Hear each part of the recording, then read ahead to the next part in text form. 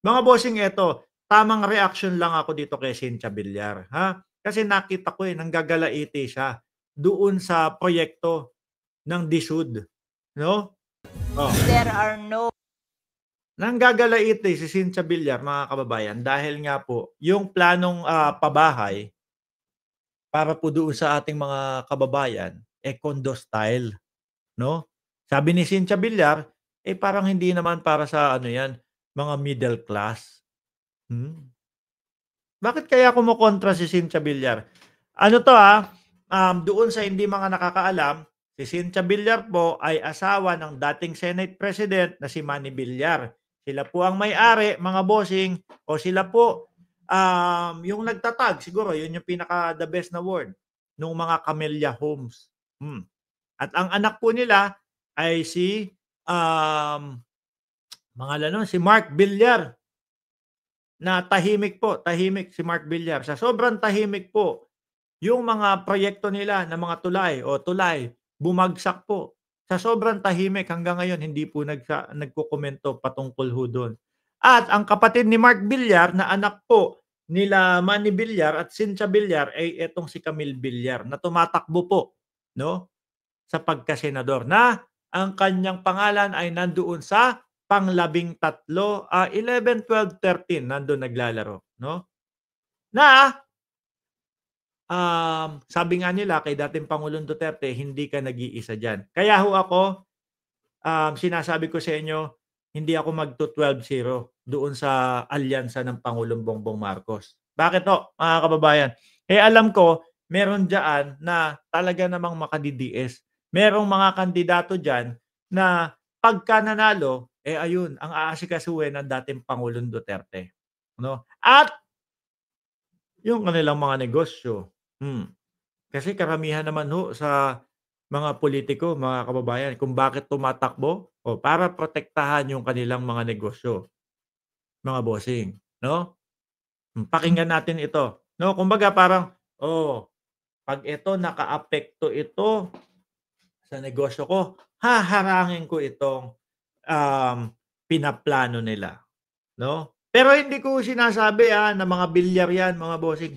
May mga gano'n pong politiko, kayo na lang po ang umanalyze dito sa ano, sa balitang ito. nanggigil si Senator Cynthia Villar sa planong magtayo ng pabahay na malakondo. Git ng senadora, hindi yan para sa mahihirap. Hmm.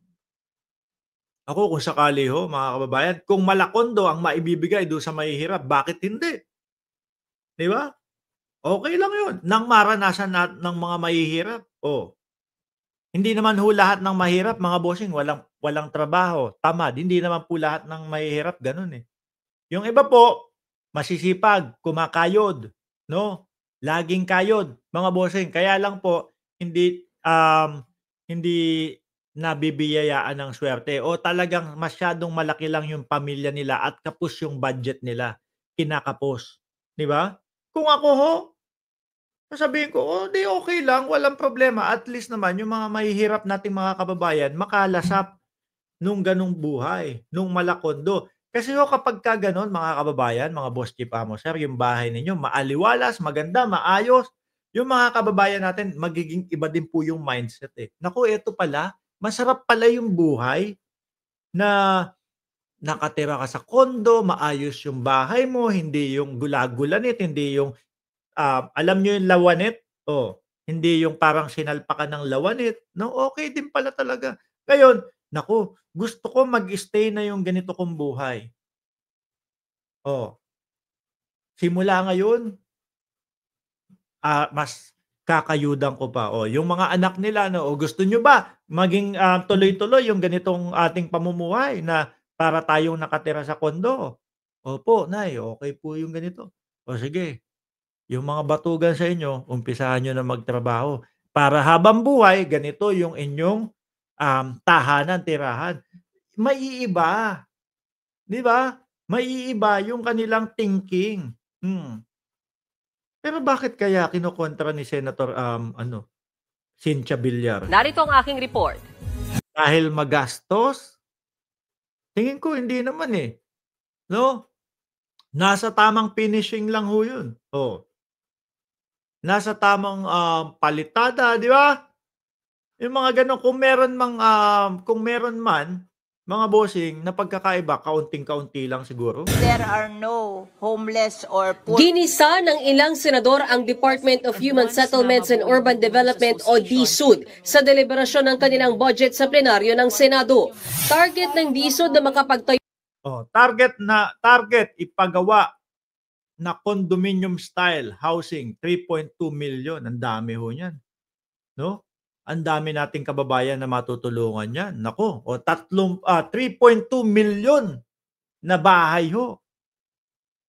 'Di ba? Ako, kumbaga, ibigay natin 'yan doon sa mga karapat-dapat, doon sa mga nagsisikap, nagsusumikap, 'wag yung mga tamad. Piliin nating maigi. Yung mga nagtatrabaho. 'Di ba, gano'n? Bakit kaya 'no, biruin mo 3.2 million pamilya yung mabububungan. Yung makakalasap ng maayos at magandang bahay. Pero kinokontra nila, bakit kaya 'no? Hindi kaya, baka kasi wala ng bumiling bahay sa ng 3.2 million housing units na medium at high-rise buildings o condominium style.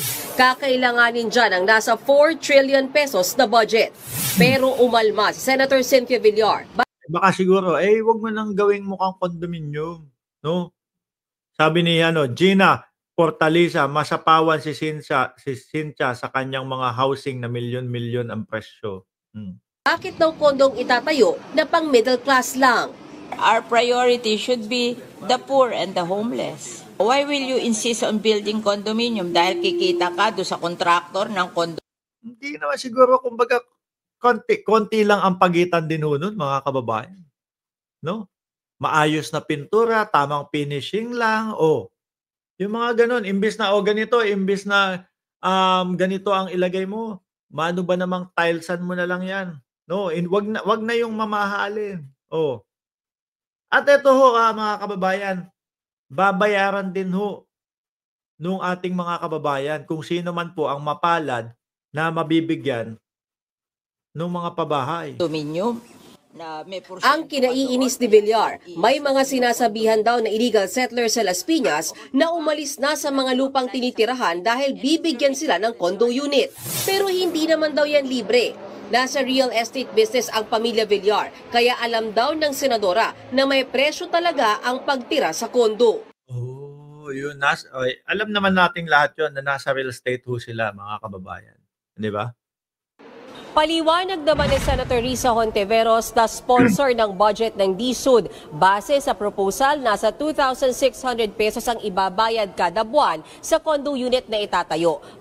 2,600 pesos, mga kababayan. 'Di ba? Tapos maayos yung bahay mo. Tingin ko naman kaya nung kapwa natin Pilipino, hindi naman siguro lugmok yung mga 'yan. 'Di ba? Tapos ang sabi pa ni Senadora Risa Hontiveros, posible pang mapababa. Lalong magsisipag ang ating mga kababayan. 'Di ba? Kumbaga ikaw bibigyan ka na lang, Tapos 1,500, kumpara mo naman yung talagang bibilhin mo, yung mga milyon-milyon. 'Di ba? Kahit papaano okay 1,500 yung babayaran namin, 'no? Tapos ganito yung bahay namin, condo pa ang itsura. Tayo pong mga Pilipino, mahilig po tayo doon sa mga selfie, selfie, 'di ba? 'Pag maganda yung bahay, selfie tayo dito, gaganahan. Gusto ko yung ganitong buhay, 'no? Masarap pala yung ganitong buhay. Na kahit saan sulok ka, mag-selfie-selfie, hindi ka mahihiyang i-post sa social media. Di ho ba, mga bossing, gaganahan. Magtrabaho ako ng tuloy-tuloy. Magtrabaho ako ng tuloy-tuloy para tuloy-tuloy ko ding malasap yung ganitong buhay. Bayan sa 1,500 pesos dahil sa subsidiya mula sa gobyerno. Ipapadaan din daw ang bayad sa pamamagitan ng loan sa Pag-ibig. Pero mukhang tutol pa din si Cynthia Villar, mga kababayan, 'no? Kasi parang sabi niya yata dito, hindi din kaya yung Pag-ibig loan. Pero giit ni Senator Villar, hindi pa rin yan kaya ng mga mahihirap. Baka ni hindi nga raw sila maaprubahan ng loan sa pag-ibig. Siguro naman, mga kababayan, no? Kaya naman yun. 1.5, kaya na ang 2.5 sa squatter nga, o 3 to 5K kaya, di ba? O, hindi ko alam kung talagang yung ayaw ni Senadora Villar, ewan ko kung bakit. Hindi ko maintindihan. Mungkahin ni Senator Villar, bakit di na lang ipamahagi ang mga lupa sa mahihirap sa ilalim ng Community Mortgage Program? Nasa 500 pesos lang ang babayaran nila kada buwan. Lupa lang yon. O magbabayad niya lang ng 500 piso sa lupa. No, lupa lang 'yun. Ano namang gagawin nila doon? Eh di maglalagay din ng mga kukuha ng mga lawanit na mga tagpi-tagpi. Di ba? O, para magawa ng bahay. Eh syempre pag nagpagawa ka ho ng bahay, mga bossing, kailangan mo isang bultong pera. O, like ibig ko sabihin, sabihin mo na yung saktuhan lang na 100,000, 200,000. 'Di ba? Yun ang saan kukuha ng ganung pera yung mga mahihirap, yung mga kababayan natin. Para sa lupa at makakapag-ipon pa sila ng pampatayo ng bahay. Oh, kailan pa yun? 'Di ba? Eto, 1.5. Titira ka na. 'Di ba? 1.5 pagka-award sa'yo, titira ka na. May silong na yung ulo mo agad. Eh doon sa sinasabi ni Villar, bigyan na lang natin yung mga lupa. 500 lang ang babayaran. Kaya yung 500. Eh yung itayo yung bahay. Di ba? Yung itayo yung bahay, saan kukuha ng pampatayo ng bahay? Kung pagpipilian mo, papipiliin mo ko, isa sa mahirap, Mark, ano pipiliin mo? Eto, papamahagian ka namin ng lupa. 500 lang ang babayaran mo dyan. 500 lang ang babayaran mo dyan, no? Pero ikaw na bahalang magpatayo ng lupa, ipunan mo, ng bahay, ipunan mo na lang. Diyos ko, kailan pa ako makakaipon ng ganun? Matagal-tagal din. Mark, eto, 1,500 buwan-buwan.